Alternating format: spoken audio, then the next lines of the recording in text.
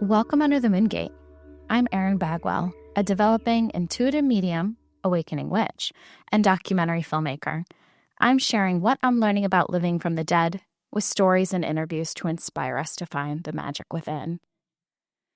What a whirlwind January we had. Am I right? Are we in February? I don't know where we are in time or space. This year has taken off like a shooting star, and I feel like we are all just grasping to try to hold on and make some sense and find some clarity.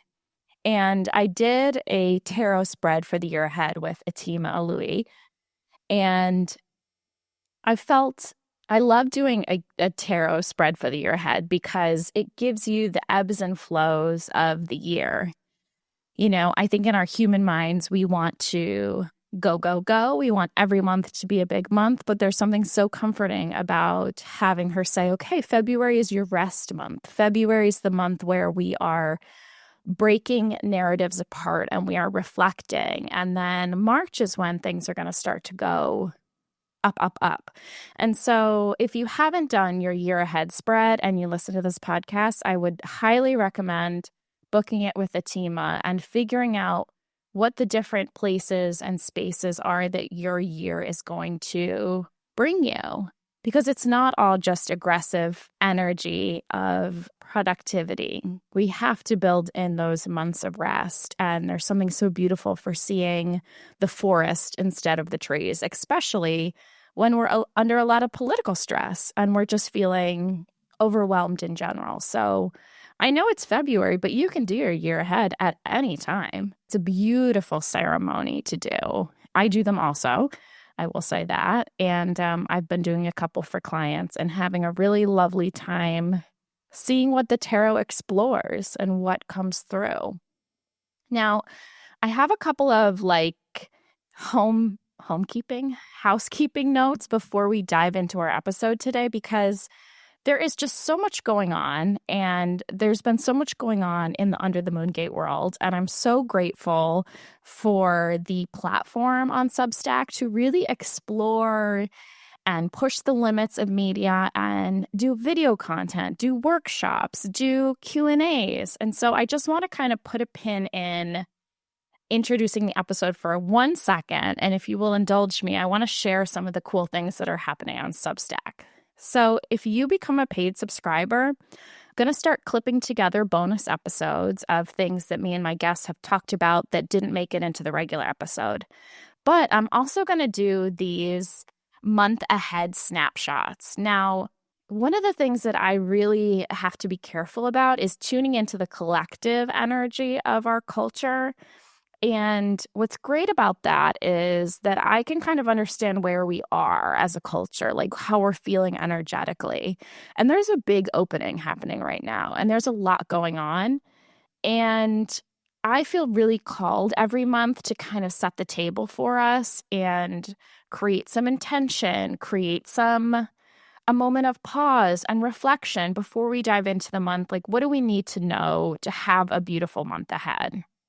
So I'm going to be doing those monthly collective readings on Substack, which are going to be really fun. And I've already started making notes and putting little narratives together. It's going to be really great. Other thing is, I am doing a intuitive workshop this March, and tickets are flying off the shelves already. I haven't even really promoted them or spread the word at all. But essentially, I'm going to teach an intuition and psychic workshop to help you open up to your gifts. We're going to do tangible activities. We're going to do group sessions. I'm going to dive into kind of all the logistics of what it is to open yourself up to your gifts, how we can do it at home. And it's going to be a really exciting workshop. And I love kind of gathering the Moongate community. And so if you're interested, all the links are in the show notes below. I also want to promote that I have a lot of fun doing those Q&A episodes with Chris DeRosa. And so that link is also below if you have a question for our next episode and you want to know about, your dreams, or maybe a sign you saw or something that came through that you'd like some clarification on. I would love to hear from you. So make sure you fill that out. And last note, before we dive into this episode with Caitie Rosen, my family put on a fundraiser last weekend for my Aunt Karen for Roswell, which is the Cancer Institute here in Buffalo, New York. My Aunt Karen died 4 years ago of breast cancer and was my mom's best friend of 50 years. It is still shocking that she's gone. She's been a part of my family's life and my mom's life forever. And this auction that we do is this beautiful raffle basket auction where people donate baskets and people spend money on tickets, and all the proceeds go to Roswell for breast cancer. And this year, I'm really excited because they finally got a digital link so that I can share it with my audience and share it with you guys. So, if you have an extra $10, $15, $20 to spare, I would deeply appreciate you making a donation in honor of my Aunt Karen. I will say, the workshop that I'm doing for March is a free workshop. And so it would be a beautiful offering to, if you're going to go to that workshop, maybe say, okay, I'm going to take this energy exchange and I'm going to donate it here for Erin and put it into Aunt Karen's fund. And I want to share a quick story about my Aunt Karen. When she passed, my mom was in the room holding her hand as she went through the veil. And she was actually one of the first spirits that came to me on my mediumship journey. My grandparents were a huge part of opening up my gifts. And then my Aunt Karen would come through in this extraordinary kind of offering from her. I would get feathers constantly at the beginning of my mediumship journey. Those first 3 or 4 months, I would see feathers twice a day, 3 times a day. I mean, I was surrounded by feathers. I have a beautiful feather jar in my house, and feathers are a sign we get from my Aunt Karen. And one of the reasons that feathers make so much sense for her is because when she comes through in the spirit world, I see her with wings. She is this beautiful, angelic, powerful figure. And so whenever my girls need something, we always ask Aunt Karen. Whenever we've got to find something, we ask Aunt Karen because Aunt Karen gets stuff done through the veil. And we miss her. We love her so much. And so if you have the capacity, please donate to her campaign. Again, the links will be in the show notes. Thank you guys for letting me give you kind of an update there. I felt like lots going on in the new year that I have been kind of avoiding or needing to go into. Is that my board, my spirit board guide and I decided we wanted to do a book club for Heal the Witch Wound by Celeste Larsen. And I thought, how fun would it be to ask my friend Caitie, who's in my real book club, to come on the podcast and share about this book. So enjoy this beautiful conversation about Heal the Witch Wound. You don't have to have read it to enjoy the conversation, but if it speaks to you, I would definitely pick it up later. All right. Thanks, everyone. Sending so much love from Buffalo. Caitie Rosen, welcome under the moon gate. Thank you so much for having me. I'm so happy to be here. For some reason, I feel like you've been a guest 100 times before. I can't believe this is our debut. I mean, it's just because, this is what we're talking about all the time. Your podcast, witchy things. Yeah, for people who don't know, Caitie, I feel like is part of the Moongate board. I would say Oh my there's, gosh, thank you so much. yes, you are. You and I I'm a won't big name, fan. I don't Oh. want to call anybody out, but there's a couple of others part of the book club that I feel like I send my should I be doing this? Should I do this? Like you're in the inside team. Well, yeah, it's always, I love getting to be a part of something that I love. Aw, I love it. It's very sweet of you. Shall we start with your initial? Caitie and I are going to be talking about our January book club pick, Heal the Witch Wound, Reclaim Your Magic and Step into Your Power by Celeste Larsen. You might also know her as the Mage of the Moonlight. Caitie, what was your initial thoughts, feelings when I said, will you read this book? Yeah, but I like it because I was like, okay, we got sections we're learning, and then we're learning Mm, about a different thing, and then we're digging into ourselves, and I kind of liked that. the I progression. liked the process of the book. It didn't seem intimidating when I picked it up. I reading the description, I was like, okay, yes, let's give this a Subscribe. try. Let's see. Yeah. Yeah. And will you tell the audience what your relationship to the word witch is? Sure. I guess it's like mostly that honestly, until becoming friends with you, I didn't have one very much beyond sort of, okay, my favorite type of book to read is a contemporary romance. And one thing I love is a witchy contemporary romance. There's like a few series that I really like, a few authors who write witchy books, and I get so drawn into a world where it's just like it's a contemporary romance, but also they're witches. And I just We'll leave some links for people. We'll get some Caitie Rosen yeah, recommendations in the yeah, show there'll be some notes. Yeah. recommendations. But those are yeah, so like that's kind of my relationship. I've never really, you know, I've never considered myself a witch in any way. I've never sort of felt connected spiritually to truly anything Hmm. until last year when you sent me that message on like one of the worst days when I was traveling home from Mexico with food poisoning, and you're like, okay, I think I have something for you. Mm. And then you proceeded to sort of change my whole life. And then I was like, okay, well, I guess I'm in. But I don't know that I still feel like I don't necessarily feel like I'm witchy or a witch or like super connected, but I'm certainly a lot more open-minded now. And I 100% believe that you are and that witches are everywhere. Let's back up for people. So Okay. I will just say that when Katie and I met, we met in Las Vegas for our with our book club. I've recounted the Yes. story a couple times on the podcast. I was And there for the beginning. yes, and you had some bumps in the road, let's just say, in your Vegas Sure. journey. Yeah. Yeah. And I was having so many travel problems, we did every some time I trauma traveled. bonding. Yeah. We sure did, yeah. Yeah, you And saw me in another one of my worst days. and then afterwards, for some reason, the wolf came through. I did a reading for you, and the wolf came through as a Yes. guardian or someone you should reflect on or create a relationship with. And I did do a reading about an ancestor of yours that I believe to be a witch. And I do think you're a witch, regardless of your thoughts and feelings. You have been saying that, and I will see if one day maybe I'll believe you. Yeah. I just get this. First of all, I feel the lineage inside of you. Okay. I Okay. feel like that is very deep. And then I think that's the reason that I was like, let's read this book together because I think part of where we all start is with this wound in our spiritual Got it. journey and how it can kind of twist us up and kind of make us feel small. And so I was like, this would be so fun to read with another awakening witch. And so I was like, let's get Caitie Rosen on the line and get into it.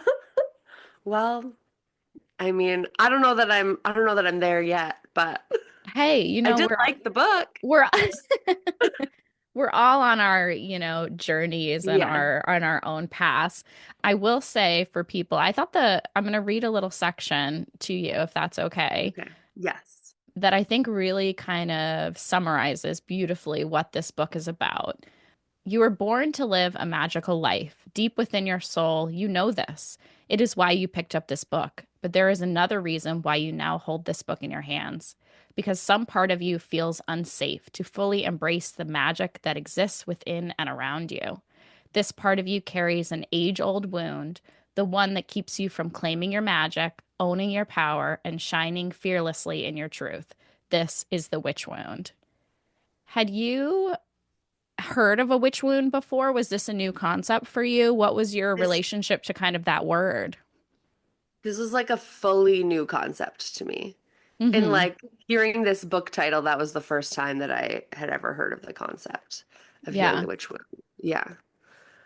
I will say it's a fair I mean, I'm also very new to the witch, space, I will say, in doing my research for my film. And Hmm. this idea of the witch wound, I actually think I heard Rebecca Allman, who's another witch, talk about it. Sat so deeply with me and resonated to my core that when I first heard it, I was like, oh God, this is so real. Did you have any kind of reaction to the idea? I mostly connected to the way that female friendships were demonized basically and like society was sort of like reformed in such a way that female friendships were practically impossible. That really resonated with me just because I feel like so much of my life is so specifically based around like nurturing my female friendships and like that's the most important thing in my life. And but I feel like so strongly about it that I was like, okay, well maybe this is just like this is like my reaction to society is like Mm. I can give or take a romantic relationship. I don't really care, but like what's important to me is the like bonds with like my sister, my nieces, my mom, and all of my female friends. Yeah. So that I felt strongly connected to that. Yeah. Well, I think you raise a good point that even if you're not a witch and you might not identify to some of the witchy things, the interesting thing about the burning times and their history is that it permeates throughout culture today. Like we're still dealing with some of the effects and the misogyny of, like you said, not trusting women and kind of pinning women against each other. And what you're referring to in the book is that during the burning times, women were really not allowed to socialize in groups. Like it was outlawed. They weren't allowed to share information and they weren't allowed to, confide in each other. And here, I'm going to read from page 8. Medieval women also lived much of their life in the company of other women, and it was women who formed her inner circle day to day and social interactions. Collectively, women raised babies and tended to various chores around the house. They also gathered socially during leisure time. The tavern was a popular place for working class medieval women to talk, eat, drink, and dance without the company of their husbands. The strong bonds of friendship formed by medieval women, combined with their ability to earn income independently of their husbands, no doubt threatened the growing system of capitalism and patriarchy in the late Middle Ages. And so during the burning times, women were really encouraged to kind of break these bonds because as women were being accused, and so many women were being accused, they were like, don't be friends with that person. They might be accused of being a witch, or don't be accused of, gathering. They'll think you're in a coven. And so this kind of fear around relying on each other really spread to the point where women were not allowed to talk to each other. Yeah, and it was sort of like well, I'm going to accuse you so that no one's looking at me, even though I don't think either of us are witches. I'm going to accuse you of being a witch just to like save myself, Yeah. which is, well, I mean, that would get in the way of a friendship. That would hinder. It actually made me Yeah. sad to read that because I, am a mother of two and I just had a wine night with two other moms on the block and like all we want to do is live in community. All we want to do is raise our kids together and like figure out how Yes. to like be more in each other's lives because I think that as modern humans, we've isolated so deeply. And so when I read that part about the medieval women like getting it right, it was so painful Yes. to then learn that it was taken away from Get them. away from them. Yeah. I think that's definitely the sort of the the part of the witch wound and the sort of theme in the book that stuck with me the most and that made me the most emotional as I was reading it. Mm, But it's also like, I guess, because that's not something, and who knows, maybe this is just my like instinct to be healing my own witch wound that I like feel this strongly about friendships or whatever reason, for whatever reason, like that's not, I don't feel like that, like I don't have a block there, I don't feel like I'm in mm, competition with other women. And so I was like, okay, well, what parts maybe am I blocked? Like, how is my witch wound manifesting? And so I did think at some certain points as I was having that thought, like maybe it's just that it's manifested in that I feel so completely sort of disconnected from any spiritual thing, any like witchy thing that I just like I'm like, that's not for me. And like, I mm, think I love learning about it, hearing other people's experiences, but it's just like, oh, that's not the world I live in. Like mm. my like little individual So maybe space. you're protecting your witch wound in the sense that like you're afraid to get too close to the spirituality. Like maybe it's a bit of a block of that's for somebody else, that's not for me. Yeah. Yeah, I think maybe. And I feel like we know I'm not great at identifying or naming or experiencing my emotions. So Sure. I could see that all being connected. Mm. Did it surprise you as you were reading kind of the book, as you said, is broken up into these three pieces where it's like she talks about the burning time, she talks about the symptoms of the witch wound, and then we get into healing the witch wound. Were you surprised when you read about the burning times? Was there anything that kind of jumped out at you aside from kind of the repercussions of female friendships, just about, maybe the legacy of it or kind of where it took place or, how it was I done? Sure. I like obviously if I had thought about it, like the Puritans in like North America or whatever weren't Yeah. inventing hating witches, obviously. Mm-hmm. But I hadn't really considered sort of the origins of the burning times of the witch trials, this like manual that was created in Germany of like how to spot a witch, which is just like a woman or a person who disagrees with you. They're a witch. Get them. Yep. Mm-hmm. And so I don't think I'd quite considered the sort of scope of that prior to this. And so that was really the just and like how long it lasted also. Mm. The scope in terms of like geographically and then also the like time span. That was yeah, that part took me by surprise. Definitely. Most modern scholars place the approximate number of persons executed between 50,000 to 100,000 deaths have been proposed, and perhaps twice the number of these were tortured or exiled by their communities. And the interesting thing is that 80% of these were women, and many over the age of 40. I think one of the things that really drove me crazy, and I'm glad you brought up the Malleus Maleficarum, which is kind of this hammer of the witches, this handbook where tales I've heard about this book are essentially he took her to court because he thought she was a slut and basically like charted out, all of her promiscuity and accused her of being a witch because of it. And part of it was that I think he wanted to sleep with her and she was not interested in him, and that the myths of this town were that this guy was kind of a loser and that nobody really took him seriously. So his story actually never caught fire within his own town.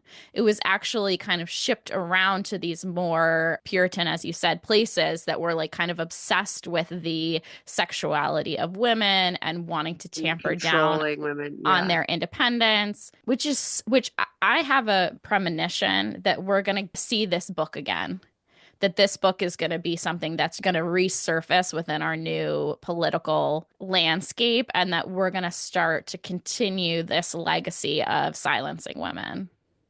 I mean, it really feels like just every manifesto from an incel who goes on a Yeah. rampage. It's Yeah. just that, like, because of social media, I mean, it spreads further, but also we like see the guy and can hear from the people who knew him. Hmm. Whereas, like, I guess, in Germany, it was like the people who knew him were like, okay. And then everyone else was like, oh, no, no, this manifesto sounds good. Yeah, he And sounds then, like a credible source. I think one of the things that really surprised me while I was reading about the Burning Times was how a lot of it had to do with kind of this shift in technology.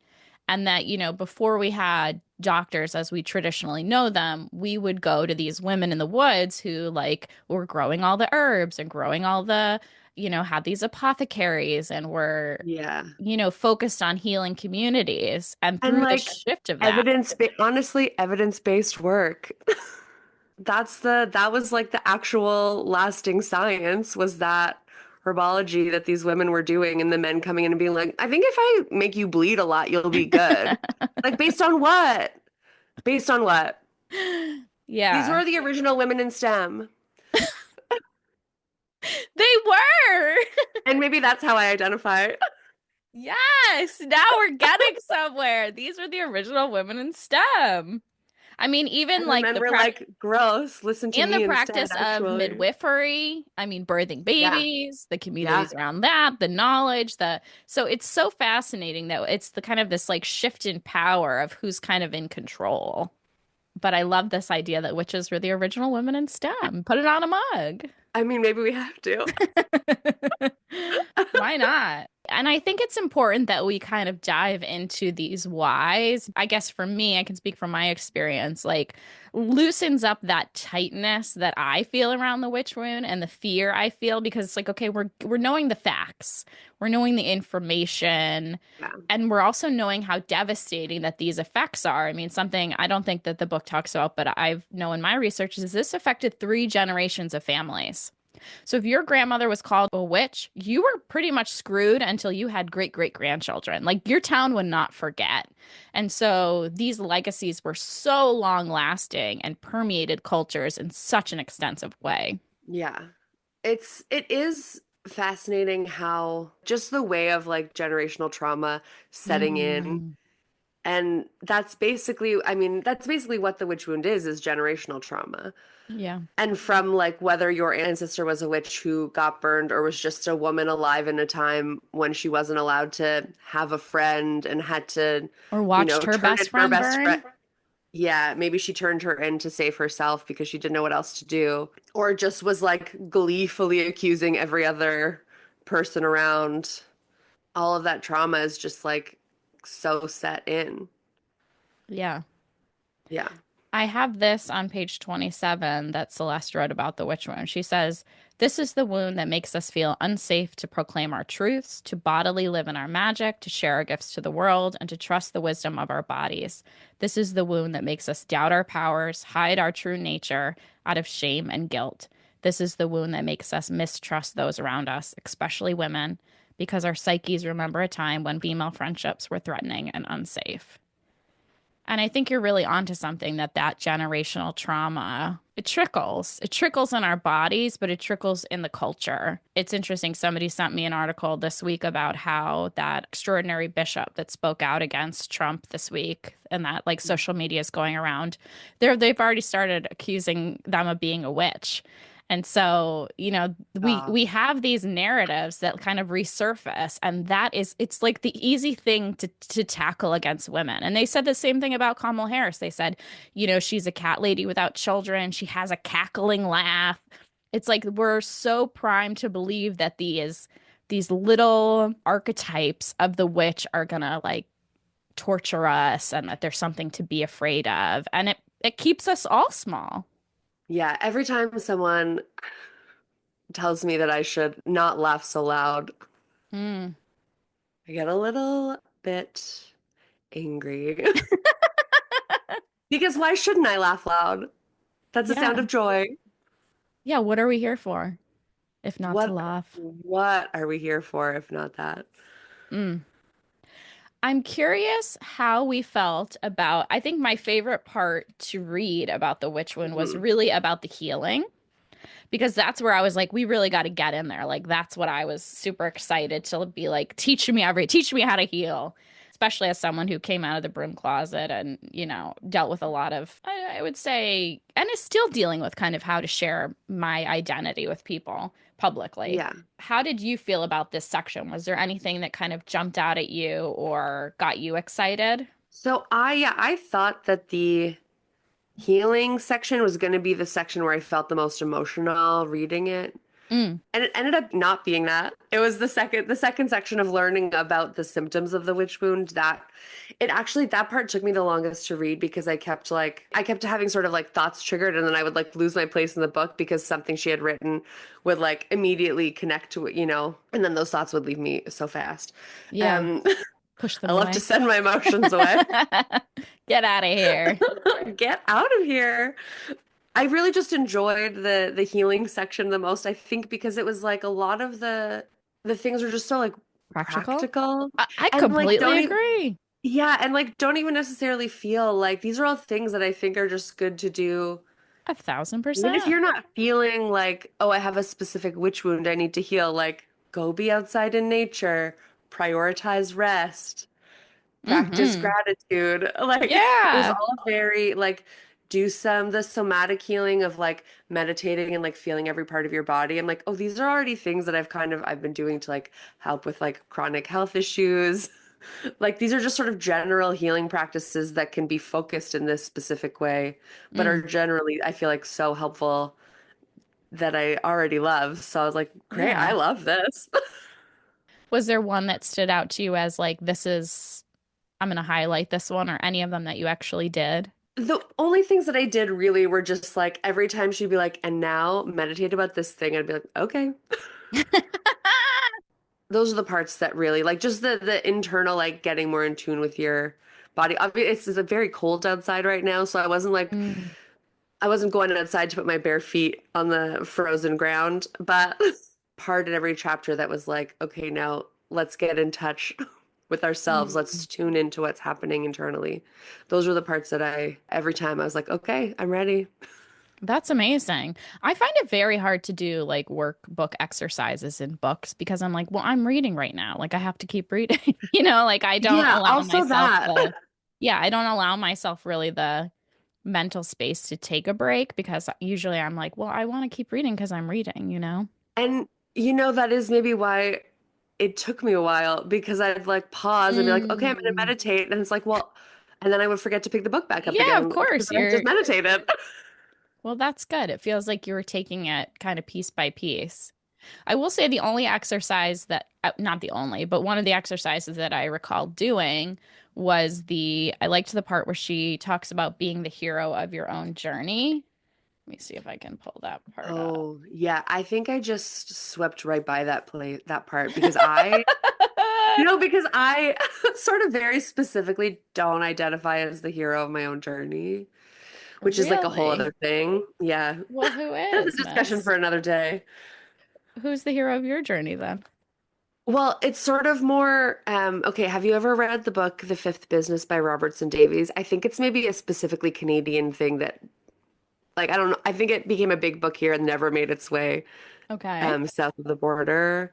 But the concept of the fifth business is like in a story, there's like got a male and female protagonist, we got a male and female antagonist, and then there's the fifth business, who's sort of the person who like who's like there to kind of move the story along for the Mm-hmm. four sort of main characters. And Mm-hmm. this guy, the like main character of this book, is like he's the fifth business, and you sort of see the lives of these people in his world as he's like moving through them, even though it's like it's about him, but it's like not really about him, Mm-hmm. if that makes sense. Yeah. Anyway, So you that's feel how like I you're feel. the fifth business person? Yes. Yes. Hmm.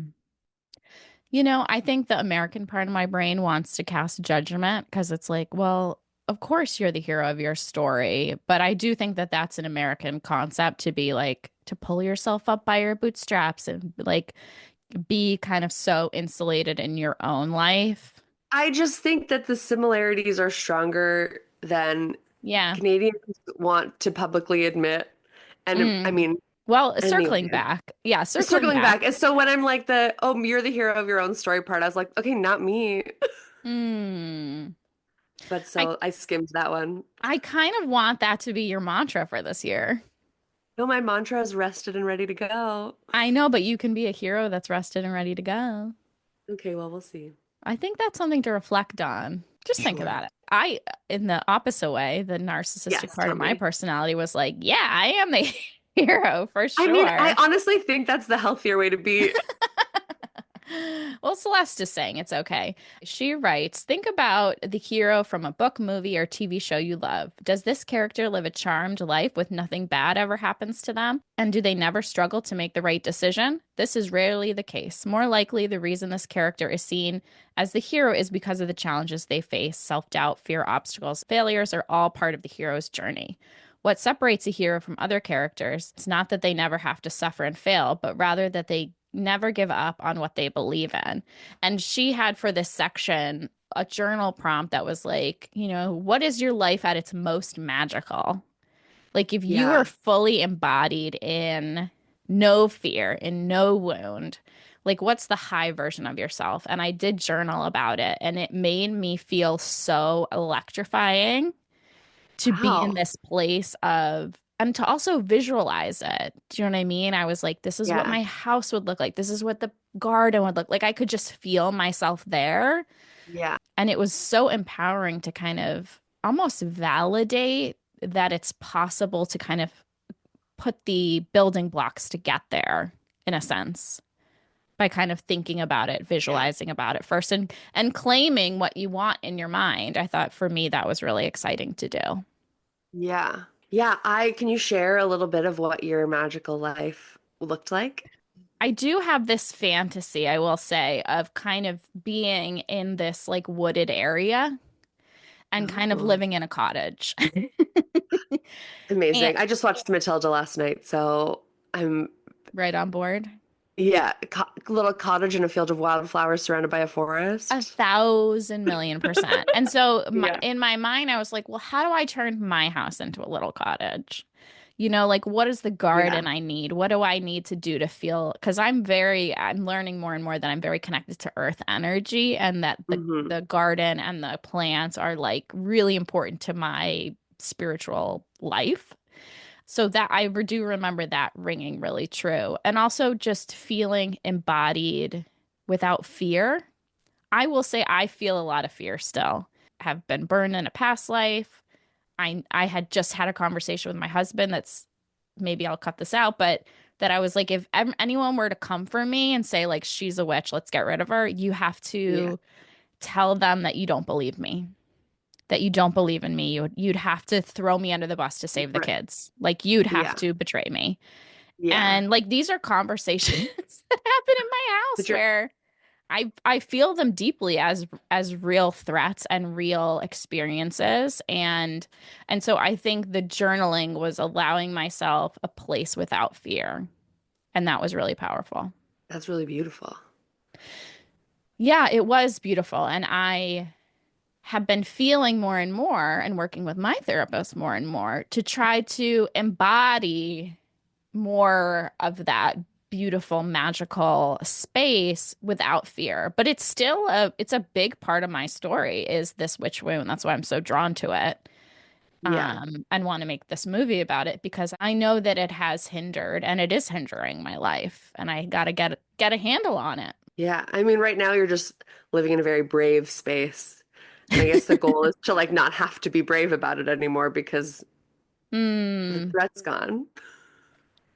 Yeah, it's complicated. There's a lot of layers to it. I think it's interesting to write a book about healing too, because it's Yeah. such a personal journey and it's such a process that, Yeah. we should also say that this book will not heal your life, that it's going to give you, tips and tricks to help you, but it's real, you've got to do the work, unfortunately.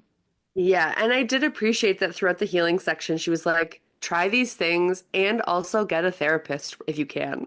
Yeah, She's like, none important. of this is a replacement for therapy, but it can help you sort of move towards a place where maybe you're open to therapy or you're ready for it, or if you can't afford one right now, like these are things to try, but it's none of this is a replacement for also therapy. She did sort of connect everything she was saying back to her own personal journey, which I do think is a really sort of like a gift to be giving through the book of like, Mm. this is how she dealt with it. This is what she went through. This is how, these specific things did work for her, and maybe they won't work for you, but that's what worked for her. I loved the personal narrative throughout. I thought it was so Yeah. helpful. And I almost wish there could have been more. I would have loved more of it, but I thought it was so beautifully kind of sprinkled throughout the book. And there was Mm. one piece that really made me laugh when she was talking about coming out of the broom closet. And she's like, here are some ways you can talk about your spiritual life, like with Oh my normal gosh. people. And she like, Some phrases to use. some phrases to use. And she wrote a whole sentence of phrases to use of like, Yeah. this is how you Pages of talk about them. like your spirit. Okay, wait. This is how like, Let's should we find them? hold on. Yeah, okay. This one I love. I can't hang out tonight because it's a full moon, and full moons are always my me time. I love Mhm. that. Amen. Also, I love crystals. I have a crystal collection at home. Amethyst is my favorite stone. I love that. Those are sort of the like entry. Those are the baby steps out of the broom closet phrases. It's page 168 and 169. Oh my gosh. Okay, one for our time in Nashville. This is a pentagram necklace. I wear it for protection. It's a really meaningful symbol to me. Mm. We were out to dinner in Nashville, and our server had some great necklaces on that Erin immediately identified. And then Natalie, who was with us, also was, and then and we were like, okay, our server's a witch. He We're called a us a table of high witches. priestess. It was an honor. It was an honor. Here's another one. Yes, that is a book of spells. I use it a lot. There's some good ones in there. You're just casual. Casual. Just casual. Spell work. Oh yeah, and then we get into the like, witches are not evil. They're Mm. just people like everyone else. Yep. Many Great. witches actually use their magic to help other people. Hashtag women in STEM. Honestly, I think this is such a great it's a 101 book, right? It's how we kind of like Yes. really get us out and shake us out of our fear and name some of the things and get, really inclusive about the language. And I think And it's a beautiful kind of like if you're a new witch, like I think it's a must read. yeah, honestly, it's very like it's so accessible. Like Yes. I came in not having, I'm sort of coming in fresh as a person who's like Of course, yeah. just opening their mind to this, and it was extremely accessible. I never felt like, oh, she's talking about things I have never heard of. And honestly, part of the in the one of the healing sections, she sort of goes through a bunch of the rituals, the like pagan witchy Yeah. festivals from around the world. Mm-hmm. And many of them, I was like, oh, okay. In that witchy romance book I was reading, they talked about this festival and this festival and this festival. And now I have more context for those things. There you go. Like, I've heard these words before. Deepening the fiction narrative. Yeah. Yeah, I think she was really clear. I almost feel like this book was ripped out of my brain and like she wrote down like a book that I would have loved to like introduce to people. Like she just did it, which is incredible. Like I love it and Yeah. I'm here to support it. And that's why it was our first pick because I feel like it has so many of the basics of like, this is what you need to know and this is how you need to deal with it. And this is kind of some of the triggers. Like it's so accessible. It reads like a self-help book, which I love. I love a self-help book. No shade there. Yeah. But no, and you're learning a lot. It doesn't feel like prescriptive necessarily. It's just like Hmm. here are a lot of examples of some things you could be feeling, and here's what they might be about. I really liked this book, and I would absolutely recommend. Same. I feel like it's a beautiful introduction to thinking about being a witch. Even if you don't identify, Yes. it's like, oh, if, before you maybe jump into Sky Alexander's, which is like more of how to, this is more of like the background of what a witch is and like a little Yes. context. And I think that's really powerful. Yeah, and I even feel like if you're just looking to connect even more with yourself, even without the context of witchiness, or just like connect with your inherent femininity, whether you identify as a woman or not.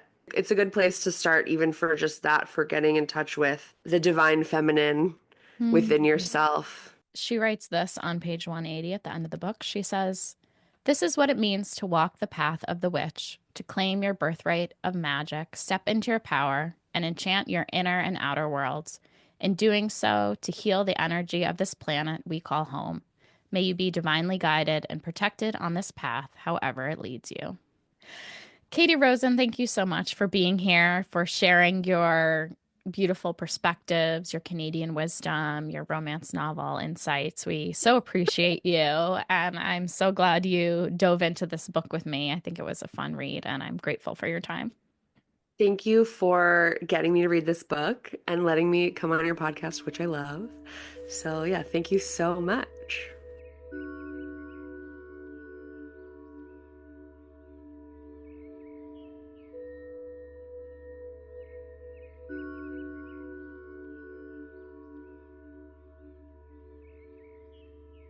Under the Moon Gate is produced and hosted by me, Erin Bagwell. To support my new documentary, The Resurrection of the Witch, about the forgotten goddess era, the burning times, and woman's quest for spiritual divinity, please consider becoming a paid Substack subscriber. And pass the magic along. Rate, review, subscribe, and share this episode with a friend. Thanks so much for all your support.